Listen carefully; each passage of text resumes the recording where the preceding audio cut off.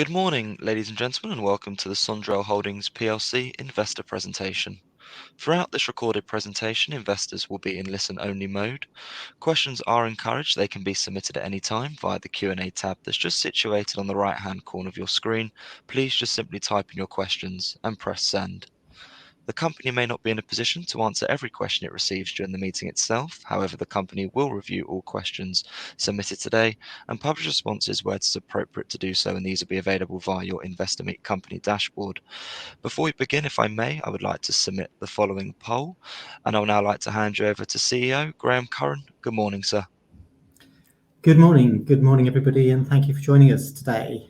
So I'm very pleased to present our 2022 results, and I'm joined here by Joe Lopez, who will be talking through the numbers with you in a few moments. Morning. But let me start with the highlights, if I may. So we were very pleased with the numbers that we produced in 2022. As you'll see, for us, some of the key ones here are revenue growth of about 116% to £17.5 million. And even more pleasing than that was the proportion of our revenue that's attributable to ASIC work, and that is design work where we have an expectation of volume in the future and where our customers are contracted to stay with us through the full production cycle of their designs. That was up 313% to £12.8 million, and as you see, is now a very substantial part of our business. For those who are aware of our strategy, we expect to increase that dramatically over the coming years, and that's one of the main focuses for us. Another key indicator for us is our revenue per head, which you see increased by 11% to about £97,000 during the year. Again, this is indicative of our movement towards being a production ASIC company, and we compare that with our competitors, typically in Asia, who are looking to post somewhere in excess of £600,000-700,000 revenue per head. So that's the target and gives you an idea of where we expect to get to over the coming years. Our cash remains strong.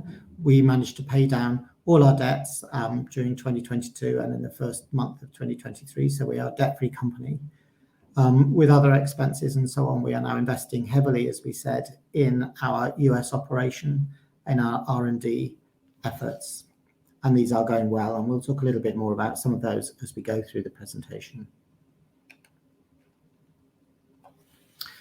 We believe we're continue to be well positioned to grow over the next year.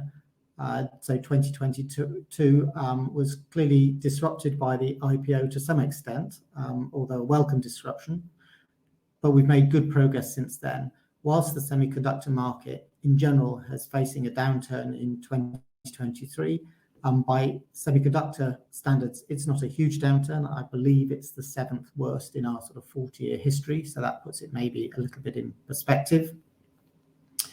And it's expected to pick up again later on this year. However, that downturn hasn't had any implication or any impact on our business directly. And again, we'll talk a little bit more about the things that are affecting us later on. Semiconductors in general is continuing to be very, very strong. We expect it to reach about $1 trillion by the end of this decade, showing a good, strong growth throughout the rest of this year. And particularly, we expect ASICs to grow strongly as a proportion of that market, somewhere in the region of sort of £650 million. So we are billion pounds, I should say, dollars. So we are looking for strong growth in that market as well. The main target areas for us being automotive and high performance computing, industrial AI, and a lot of AI associated with graphics and imaging processes are all performing very, very strongly and driven by many different multiples and many different application areas. So for automotive, we're talking about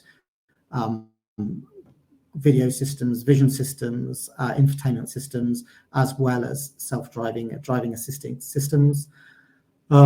For AI, which seems to be appearing in everything, it's coming from medical devices all the way through to complex network and infrastructure systems. And again, we're involved in many of those across the full domain. And it's certainly one of our strengths where we have been delivering successful devices now for many, many years. We continue to get excellent support from our partners, in particular TSMC, ARM, Samsung. Samsung and Synopsys are very strong with us. We have been doing a number of events with TSMC over the last couple of weeks, both in Europe and in the USA, and looking forward to continuing to work with them very effectively over the next year. We were very pleased with the number of designs that we've been involved in, and also with the customer reaction to those, and are currently talking to 4 of our existing customers about next generation products, which is a very high 100% repeat rate. So we're looking forward to not only servicing those with their future production orders beyond the ones that we've already talked about and will be announcing over the coming months, but also the next generation of designs, and then building upon repeat customers with new customers as well. And we continue to have a very strong pipeline of designs. The demand for ASICs worldwide is very strong. You'll see if you look at the publicly available data on our competitors, they are also posting very strong results right now. And I think this is very indicative of where the market is going. As you know, we are having a big push into the US market. So we opened our office in Santa Clara in Bay Area in California earlier this year. We are ramping up the staff there. And we have moved one of the UK-based salespeople to lead the team there. That's starting to generate a number of very good leads and very good opportunities there. And we will be updating you more on those again over the coming months. So we're very pleased about the progress and the activity, particularly in the US.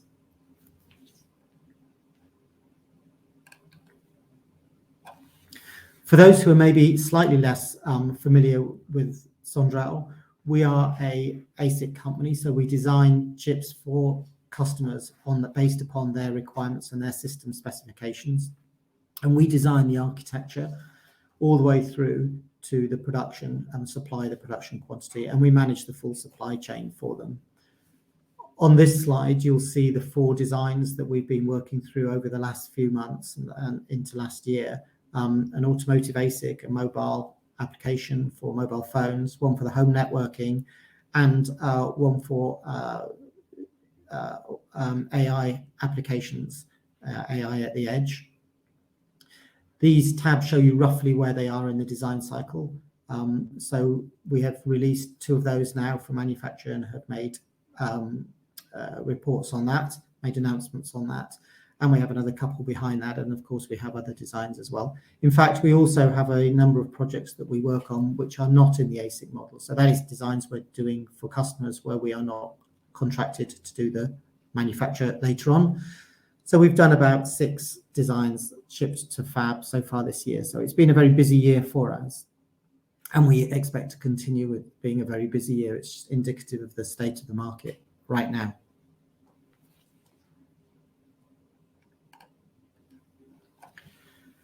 Our business model is very much predicated on growing through moving designs into production. In this slide, we demonstrate, and again, those of you who've seen our presentations before will be familiar with this. So what we're trying to describe in this slide, the fact that our production revenues will contribute towards an aggregating of long-term revenue growth over the next few years. This is why we are able to look at companies that have been operating this market for the last 10 or 20 years and see how many designs they have in production, or at least the value of those designs, and extrapolate that onto ours. This is not a new business model for the industry, and we are well on our way into this.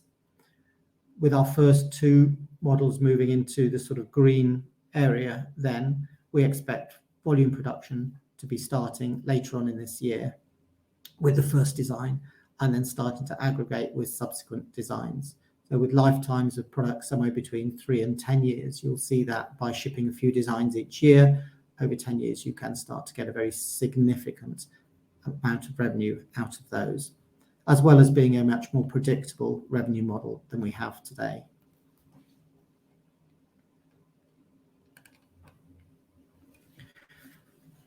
Again, with this graph, we are just demonstrating the different growth drivers. For us, it's not just about the production, although that is the biggest growth driver by far. We also have a number of other drivers to our growth.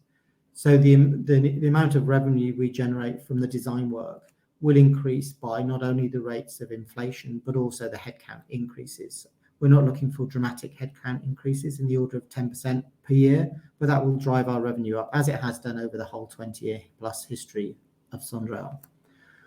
On top of that, we procure and use within our designs third-party, what the industry knows as IP, and that really means the building blocks from people like Arm or Imagination Technologies or Synopsys and so on that go into the designs. And the values of this IP can be very high for designs nowadays. It can be from sort of 1 million up to as much as 10 million or more dollars on a single design. So again, that revenue, we procure the IP, we use it within the designs, and of course the cost of that is borne by our customers. So again, this is another driver, and that cost of those revenue is increasing as the designs become more complex, as the amount of IP in every design increases. I haven't specifically mentioned it, but you'll have seen it on the slides. We are working down to 3 nanometers nowadays. These designs are extremely complicated with 50 billion plus transistors in them and many, many third-party IP blocks. So the contribution from that increases. Another driver of growth for us is the production tool costs or masks that are used in the manufacture, along with the test and packaging costs. And again, these are rising dramatically. A production mask set now, which a few years ago would have been in the hundreds of thousands of dollars, is now in the millions of dollars, maybe as much as $10 million. So you don't have to do very many designs for it to be those technologies for it to be a very significant contributor to revenue and to profitability. And finally, of course, over the top of that, and the biggest contributor of all, is the production revenue. So we see we're not relying just on a single source to drive our future growth, but on multiple different drivers here, which is one reason why I'm so excited about our future and why we're able to make the prediction of becoming a $100 million or £100 million revenue company in the medium term. A couple of other highlights, really since we had the IPO at the end of October.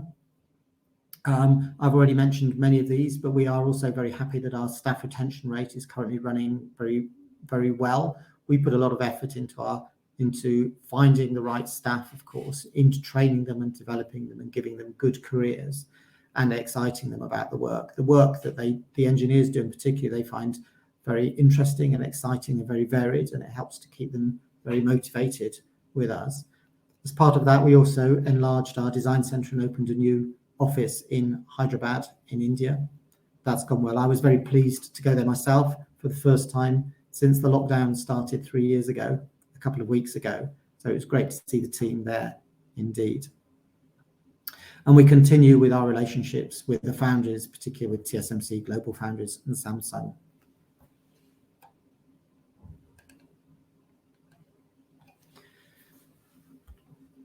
There are many megatrends contributing towards the need for semiconductors. They're in the press all the time. I'm sure that you've all seen them and don't need me to repeating them, but just to pick out a couple of the things that we see as being most exciting right now.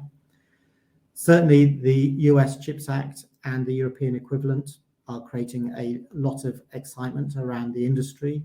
And when I talk to others in the industry as well, people are starting already to see, particularly in the US, positive interactions from that. So in the order of $50 billion in each case. So we are expecting that to help to drive further activity within the sector later on. But we continue to benefit from the customer's desire to minimize the power consumption and minimize the cost, which drives them much more to application specific rather than general purpose designs. And whilst you see fantastic numbers being posted and predicted by the likes of NVIDIA from standard products, we see very strong growth as well in the application-specific markets right now, and we don't expect that to drop. It's not always obvious, but power consumption is a massive challenge within the industry. We are seeing designs now which can exceed, in very exceptional cases, 1 kilowatt in operation. And when you have that type of power to support into a design, and of course the costs associated with that, not forgetting the carbon footprint associated with having a whole server room and full of those types of designs, you can imagine that there is a lot of pressure and a lot of desire to reduce the power consumption. And again, these contribute both a desire to optimize your design for what you do rather than general purpose, and also for the need for very specific and very complicated and specialized power reduction techniques, which is the sort of thing that we've been heavily involved in for the last 15 or 20 years. So we have a very strong position in this area.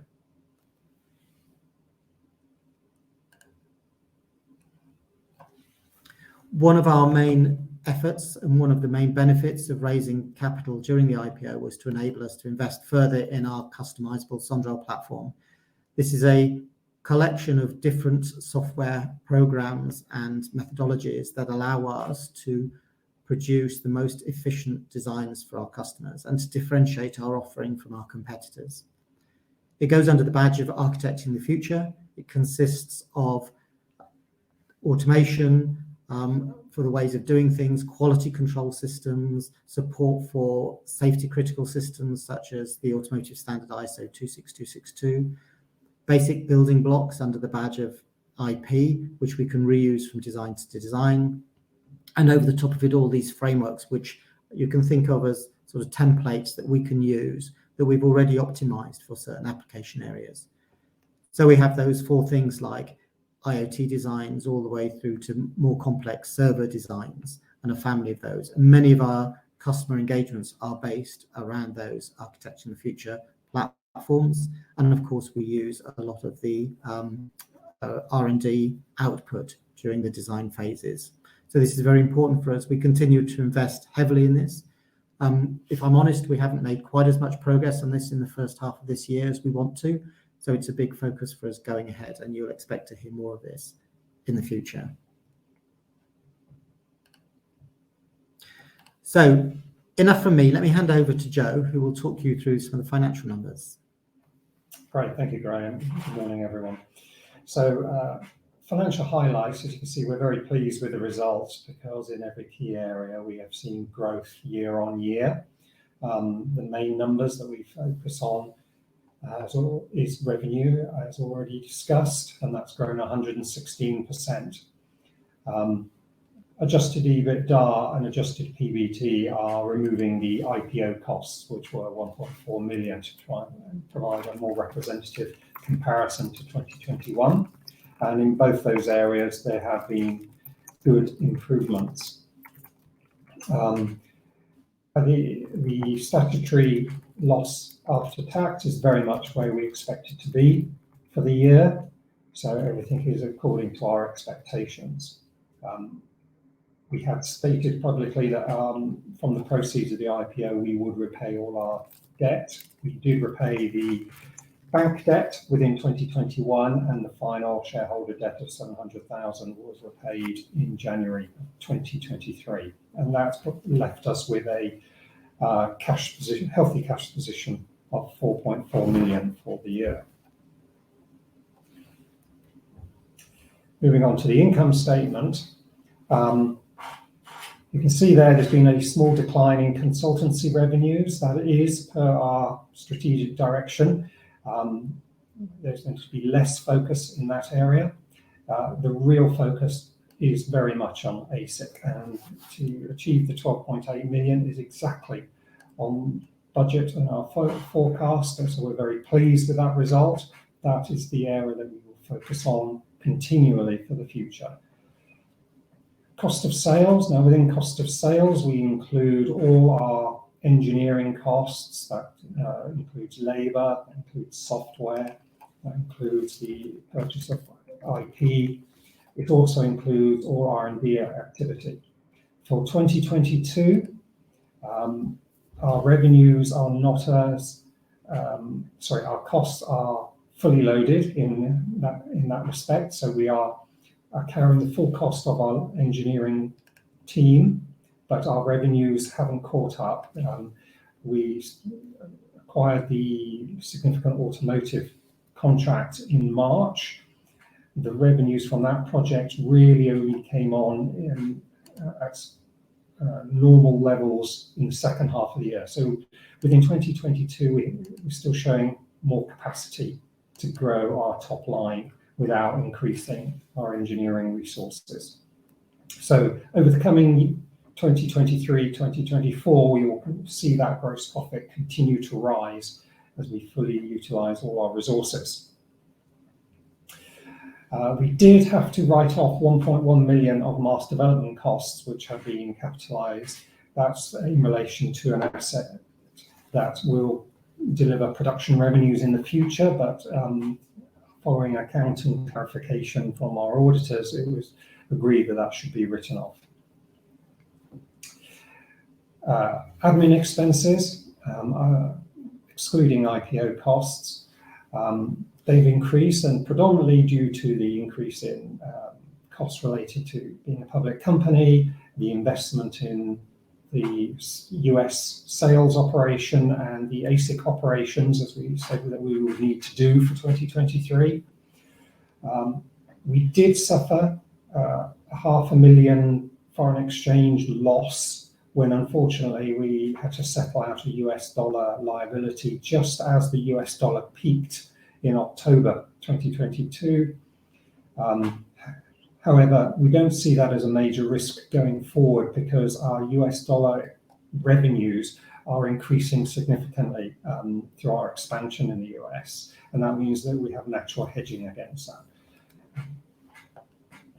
Other operating income relates to R&D. So we're a big recipient of R&D credits from the government. Our total R&D expenditure within 2022 was £8 million, and that covers both R&D on customer projects and R&D internally, and that has driven the 1 million operating income. We will see that continue to rise. We do believe that based on the current announcements of the changes in the R&D program, that will benefit us as we're a recipient of large company R&D rather than the SME R&D. Finance costs there of 1.2 million, predominantly about 900,000 of it relates to the notional interest that we have to calculate in relation to our software asset, which I'll touch on when we come to the balance sheet. True interest costs are 300,000, and that related to the bank loans that we had through the year and leasing costs.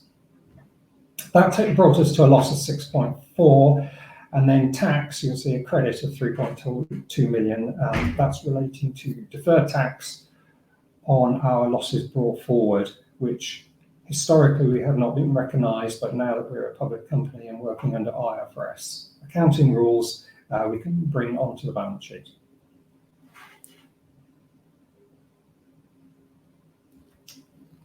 So that brings us nicely onto the balance sheet. The big number at the top here, intangible assets, just to remind everyone, intangible assets here is relating to software.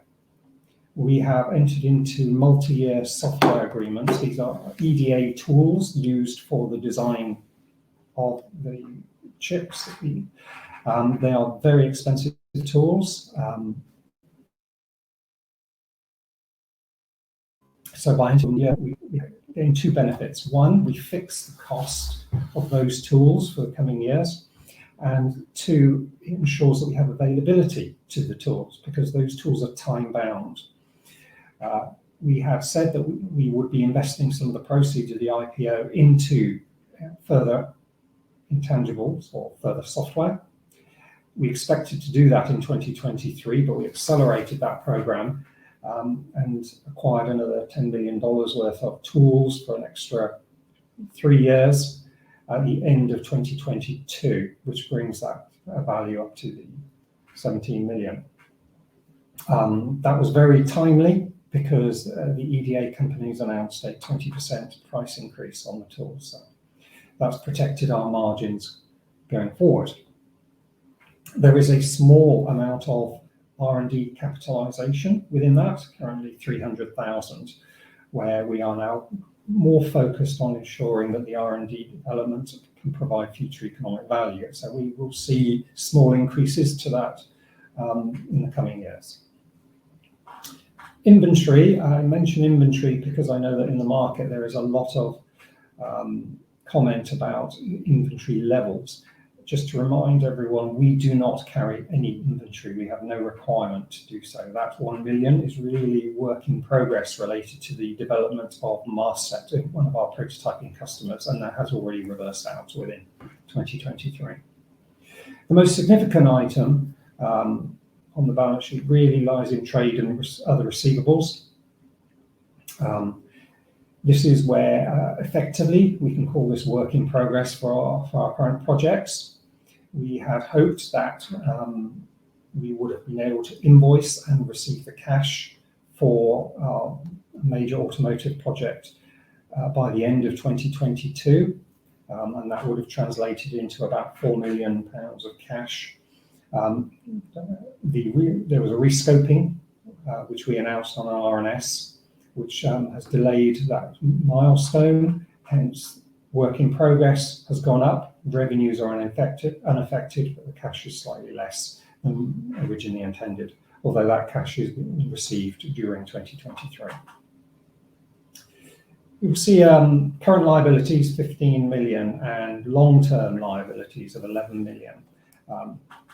By bringing on the software asset, the multi-year software asset, we have to bring on the liability. So of the combined 26 million, 15 million of it relates solely to that asset, which is repayable over the next 3 years. Trade creditors, normal taxes, and so on amount to roughly 1 million. We do have 4 million of customer advance payments within that figure. So although we have receivables of 10 million, we have 4 million to offset against that, and the rest lies in accruals. The borrowings figure there, 700,000, I've already mentioned, is the final shareholder loan, which was repaid in January. So that leaves us with a healthy balance sheet of 8.5 million.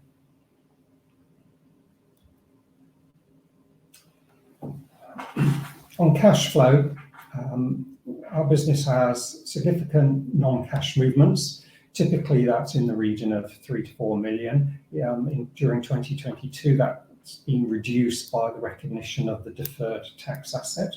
That will be a significant number going forward.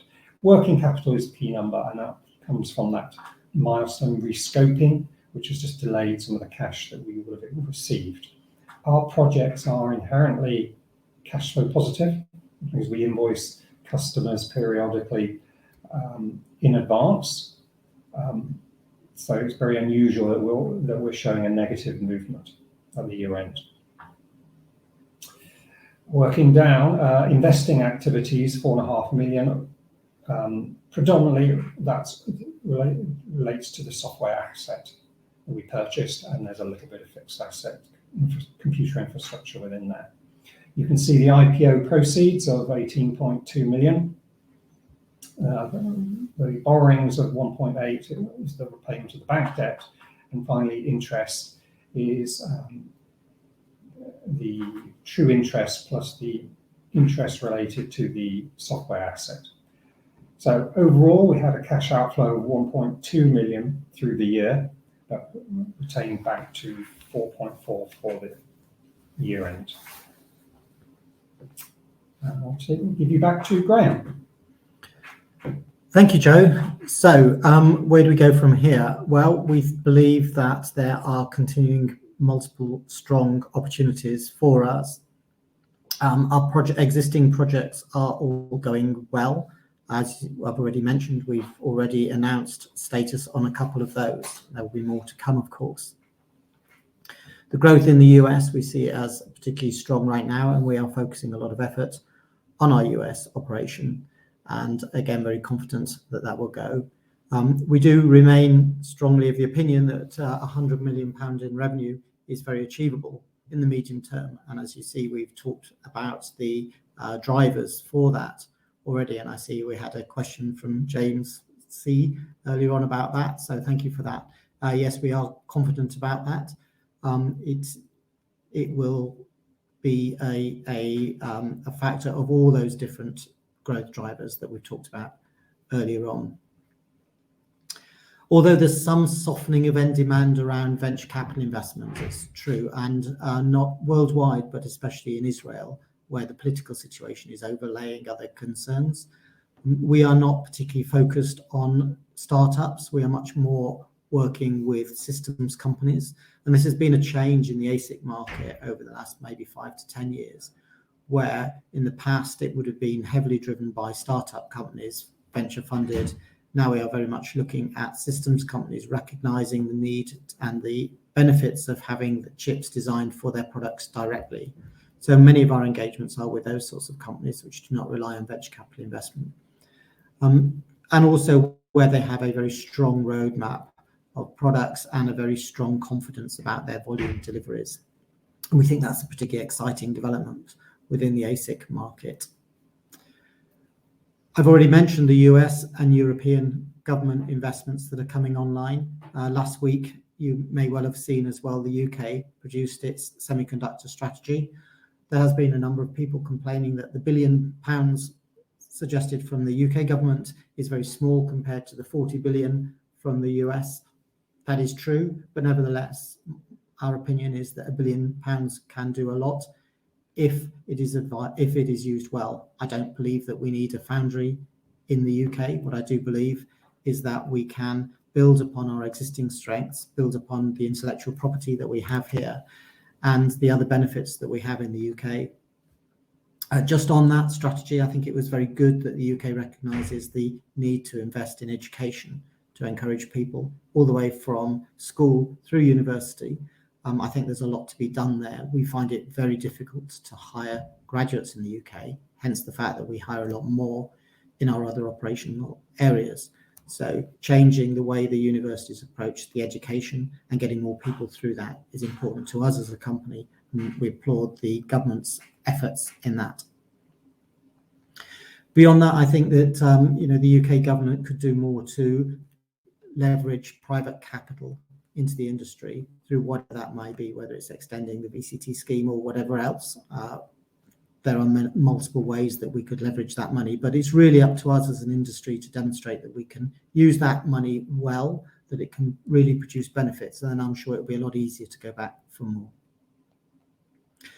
As far as markets are concerned, again, we've already talked a bit about this. Maybe one market I didn't mention earlier on was augmented reality. We are seeing a lot of activity in that area.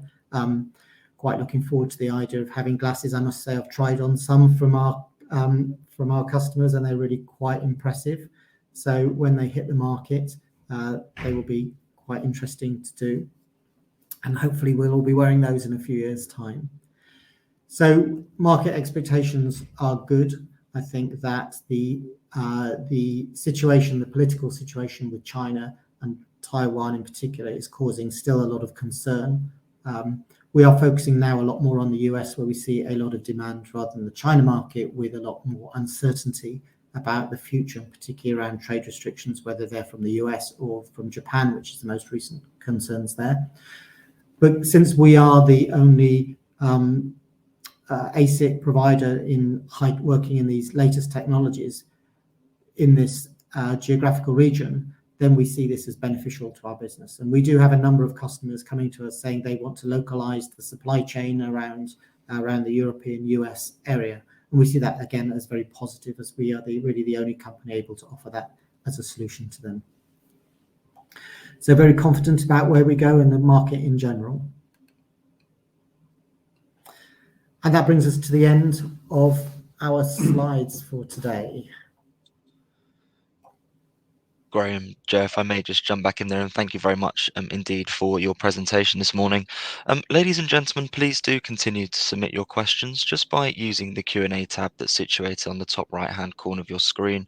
But just while the team take a few moments to review those questions that were submitted already, I would like to remind you that a recording of this presentation, along with a copy of the slides and the published Q&A, can be accessed via your investor dashboard. Joe, Graham, as you can see there in the Q&A tab, we have received a number of questions throughout your presentation this morning, and thank you to all of those on the call for taking the time to submit their questions. But Graham, Joe, if I may just hand back to you to respond to those where it's appropriate to do so, and then I'll pick up from you at the end. Thank you. Yes, thank you to everybody who's submitted questions. We're having a read through them, some quite good questions in this. So appreciate that. Let's start from the top, from Andrew J. And this question is, for an auto manufacturer, please could you describe the difference between current procurement and sourcing a new device via the SONDREL integrated model and why it's better for them? That's a complicated question to answer. It starts with the design side of it. So it is very expensive for a company to set up its own design team. It relies on a lot of internal IP. So we have hundreds of thousands of lines of software that we've written to support the design process and to support the methodologies that are needed. It's hard to describe probably the complexity of these designs, but at 50 billion transistors, you're talking about hundreds of thousands of lines of code to describe them, huge databases in the gigabytes and so on, terabytes of data. So they are complicated. Setting up the design team, if you want to design your own chip in the first place, you're looking at an investment of hundreds of millions of dollars today. So for many companies, that doesn't make sense, and particularly if it's not a core business of theirs. And then on top of that, you need a lot of focused skills. And if you look at the production side, particularly, although it doesn't take that many man hours, what it does take is a lot of separate specialisms. So you need to be specialists in yield, you need to be specialists in test, packaging, failure analysis, ESD, all sorts of different things. And for a company that is only doing maybe 1 or 2 chips a year, it's very hard to get the economy of scale, to get all those positions in place, and then to keep the engineers who are doing them busy, because if you can only use them for 1 month a year, of course, they get bored and they leave. So that's not very satisfactory. So companies come like that to a whole range of reasons, starting with the design and the experience knowledge, with the communication with the third parties, which again are very complicated. When you buy a microprocessor from ARM, you don't just get it in a little box that you wheel out and stick it in. Again, it takes a lot of engineering work and a lot of communication between the suppliers and ourselves in order to integrate that effectively. So there's an awful lot of engineering work that goes into these projects. And so people work with us or other ASIC suppliers for that range, access to that range of expertise and that economy of scale. We very much think of ourselves as bringing that sort of benefits that you'd get if you were Qualcomm already to many, many other companies worldwide, and that's why they engage with us. Going to the next question from James C. Great to see your growth in revenue. I agree, thank you. How realistic is your medium-term target of revenues of over £100 million? And what is the split in terms of revenue of your clients globally? So we believe that 100 million is very achievable. If we look at our competitors who've been in this market for some time now, they are showing, as I mentioned earlier, 600 up to as much as £1 million revenue per head. Based on our headcount, we think that 100 million is well within our grasp, and it will be a matter of making sure that we win and execute the right projects over the next few years to get there. The split, I think we say something about the split, Joe? Yes, so for 2022, the revenues are predominantly within EMEA, a nominal amount in China and a small percentage in the US. We fully expect 2023 to be roughly 50% in EMEA, and then significant growth in the US as we expand our US operations. And based on the increase in US opportunities, I would expect during 2024 that percentage will move to being very much a US revenue-based operation. Question now from Sat P. How will the growth in AI chips affect your business? So we find that most designs that we work on today have some sort of artificial intelligence built in them. It is a big driver, and as I mentioned earlier on, applications from medical applications all the way through to the ones that you're probably more familiar with of image recognition systems have got some sort of neural network or artificial intelligence built in them. It is a big driver of adoption. whether it's a driver alone or whether it's more driven by the application areas and the needs. I think the main drivers for the needs are the requirements to keep cost under control, unit cost, where ASICs really differentiate over general purpose designs, and to keep power under control with exactly the same benefits. Another question, will the recently announced £1 billion investment by UK government benefit your company? I think I've already touched on that, so I will leave that question if that's okay. Question from Paul L. What's your current cash position and does this support you through the rest of 2023? What external financing requirements can you see beyond that? Upfront cash design costs seem to create significant negative working capital, so growth is capital intensive. And for Joe, I think. Yes, so we fully expect 2023 to be a cash flow positive year. It's worth just reiterating that of the three broad categories of work, so that's design, prototyping, and production. Design and prototyping is cash flow positive.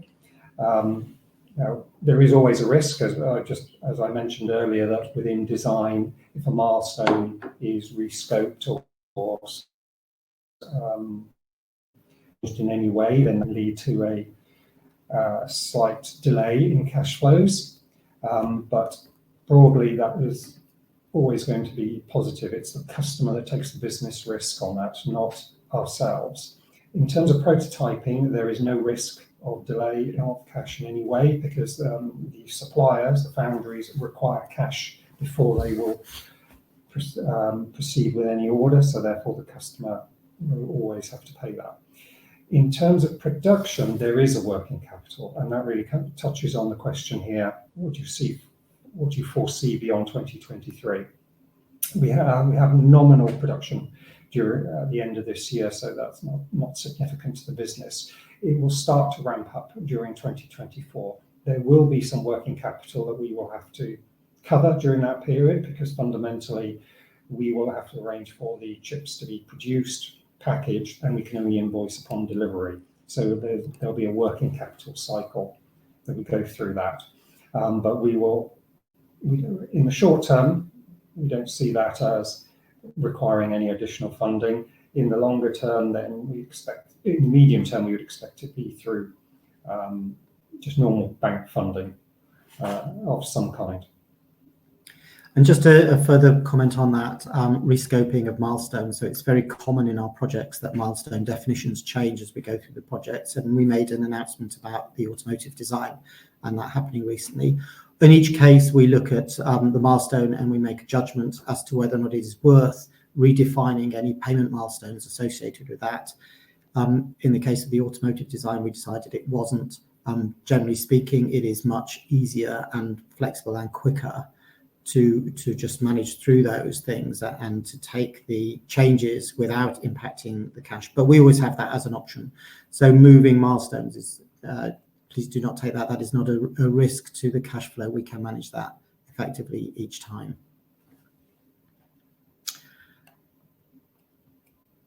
Paul L says, the chairman states the board is positive about SONDREL's outlook for the future and ensuring we undertake robust debates on all key operational and strategic matters to drive sustainable long-term growth. This sounds a little like an element of strategic reorientation or repositioning is underway. Is it? No, it's not. I haven't read it like that, but I can see where you're coming from. No, we are very happy with our strategy. We believe our strategy is absolutely the right one and will continue on this way. Next question, can you elaborate to give us greater understanding on the process of acquiring software capability and how that flows through the accounts, intangibles, working capital, P&L? What write-down risks are present? Shall I pick up on that one? Yes, please. So fundamentally on software, the software tools, and there are a significant number of software tools, and they can range from very low cost to very, very high cost, depending on the geometries. The key component of them all is that they're very time bound, and that means that you can acquire them on either a project basis, meaning buy a certain number of tools for a certain period of time. or on an enterprise basis where we have access to a very large range of tools, whether we need them or not, and over a much greater period. Clearly, project-priced toolings is significantly expensive, and we are at a point where that would be unsustainable and uneconomical for the business. By entering into these enterprise agreements, we get significant discounts for volume. The amortization of those tools is based on utilization. So it's rather than a flat figure over 3 years, it would be just as we require to use them. So which means that we always have to review in case of impairment, but one of the advantages of an enterprise agreement is that they can be extended.